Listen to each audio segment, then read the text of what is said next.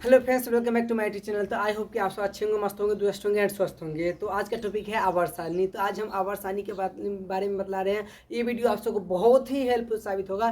तो I hope कि आप सब अंत तक जरूर बने रहिएगा, क्योंकि इस वीडियो से जरूर आप सबको आवर्त सारणी से 3-4 नंबर या 5 नंबर तो फिक्स है, ये पूछता ही है। 5 नंबर तक पूछ ही देता है। कोई भी एग्जाम की तैयारी आप कर रहे हैं तो जरूर पूछेगा। तो आप सब जरूर अंत तक बने रहिएगा। चलिए वीडियो की शुरुआत करते हैं और बतलाते हैं आवर्त सारणी के बारे में। आवर्त सारणी, देखिए आवर्त सारणी के बारे में बात किया जाए तो आवर्त सारणी की पहली बात है वर्गीकरण के बारे में। वर्गीकरण आवर्त सारणी के वर्गीकरण। तो वर्गीकरण करने के लिए पहले एक व्यक्ति आए थे, और मानी कई व्यक्ति आए। सबसे पहले आए थे लभाजे।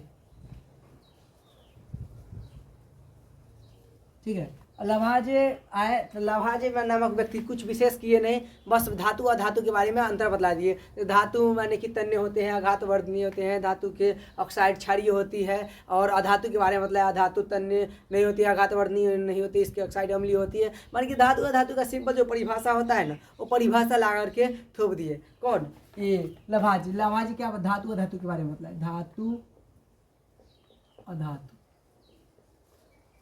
धातु अधातु के बाद भी विशेष कुछ किए नहीं। ठीक है, तो इनके बारे में विशेष पढ़ना नहीं है, क्योंकि धातु अधातु के बारे में बदला करके चले गए। उसके बाद जो व्यक्ति आए हैं लभाजे के बाद डोबेराइनर।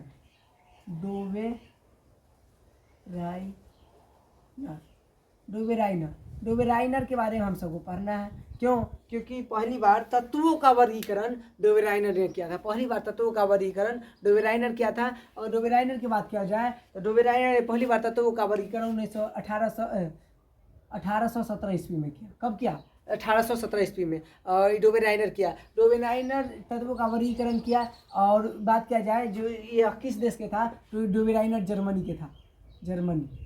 डोबेराइनर किस देश के था? तो जर्मनी। और बात किया जाए इसके समय तत्व कितना था? तत्व डोबेराइनर के समय तत्व था 9।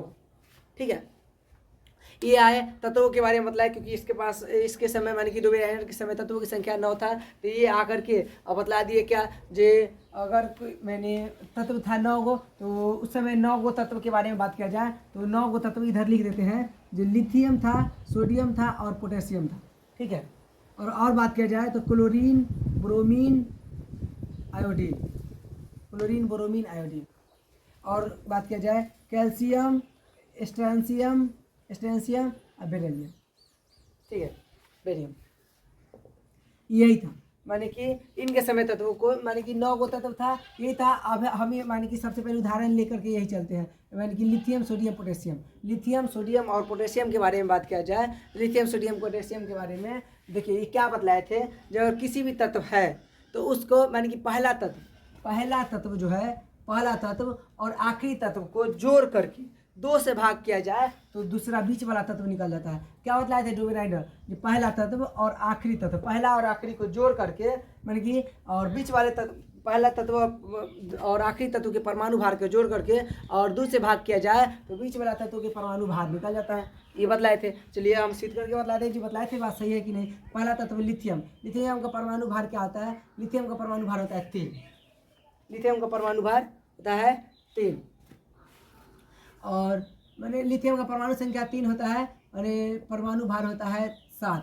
3 दूना 6 और 1 7। माने कि अगर विषम रहे तो उसका माने क्या बोलता है, विषम रहे तो उससे माने दुगुना से 1 ज़्यादा होगा परमाणु भार, तो 7। और बात किया जाए पोटेशियम, तो पोटेशियम का परमाणु संख्या 19 होता है। तो 19 का माने कि दुगुना से 1, क्योंकि विषम है, दुगुना से 1 ज़्यादा होगा।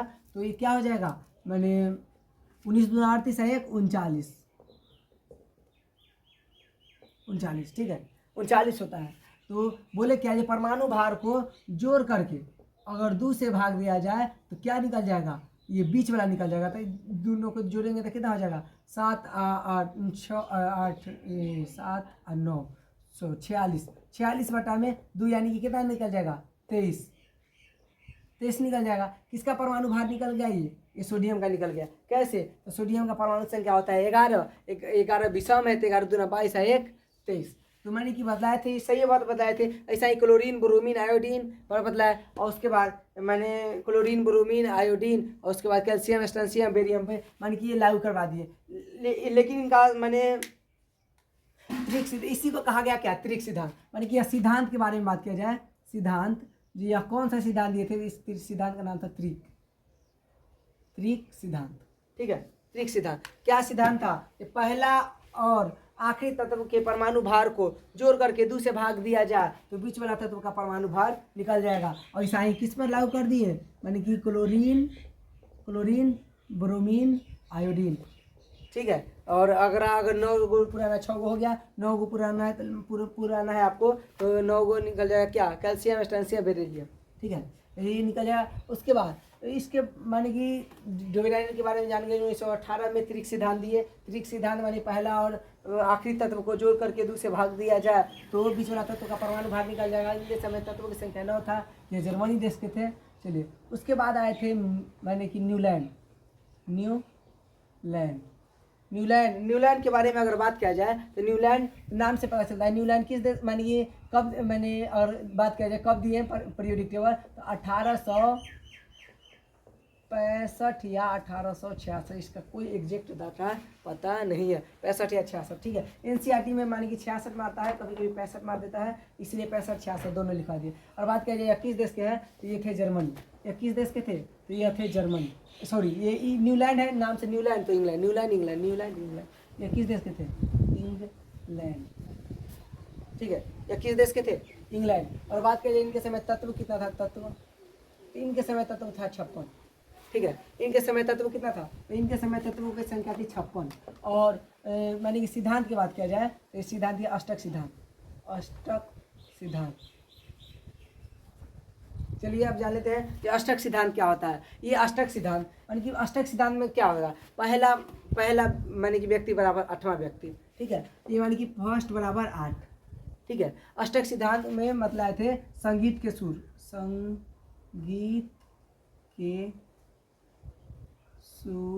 के अनुसार माने कि यह क्या बतला है, न्यूलैंड नामक व्यक्ति जैसे कि मैंने संगीत में माने कि सा से शुरू होता है, सा रे गा मा पा धा नी सा, माने कि 8वां आ गया फिर सा, माने कि सा से शुरू हुआ और सा आ गया, यानी कि संगीत के सुर के आधार पर सजाए क्या, ये अष्टक सिद्धांत में पहला तत्व का गुण और 8वां तत्व का गुण बराबर होता है। उस समय पहला तत्व था, माने कि खोज ज़्यादा नहीं हुआ था, इनके समय तत्वों की संख्या 56 थी, तो पहला तत्व माना जाता था माने कि लिथियम को, तो लिथियम पहला तत्व है। तो 8वां तत्व क्या होगा, 3 है, परमाणु संख्या 3 वाला है, तो परमाणु द्रव्यमान कितना, और 3 वाला ये है, तो 3 में 8 जोड़ेंगे तो 11 में क्या आ जाएगा, सोडियम। फिर बोले जी इससे मैं फिर 8 जोड़िएगा तो फिर इसके बराबर का कैटेगरी क्या आ जाएगा, तो फिर इसके बराबर ही आगे इसके बराबर क्या हो जाएगा, तो 11 में 8 जोड़िएगा तो 19, यानी कि पोटेशियम। बस आ रहा है लिथियम सोडियम पोटेशियम, फिर आ गया, यानी कि वो बोले थे उस पर लागू हो रहा है, लेकिन उसका गलती क्यों हुआ अगर बात किया जाए तो मान कि ये भी तो वही बात बोले हैं, तो वो लागू हो रहा है, तो गलती क्या हो गया, गलती होने का एक ही रीजन है, क्या है, डोवेराइनर साहब का गलती होने का, ये बोले थे कि सभी तत्वों को सजाया नहीं जा सकता है, लेकिन ये बोला है सभी तत्वों को सजाया जा सकता है और सजा दिया था, इसीलिए इनका पीरियोडिक टेबल का ये मानी कि डोवेराइनर की पीरियोडिक दोष है क्या। ठीक है, बात समझ में आ गया, इनका दोष क्या है, तो ये बोले थे सभी तत्वों को सजाया नहीं जा सकता। दूसरा दोष क्या है, इनके समय तत्वों की संख्या मात्र केवल 9 थी, जिसके कारण ये ज़्यादा सजा नहीं पाए।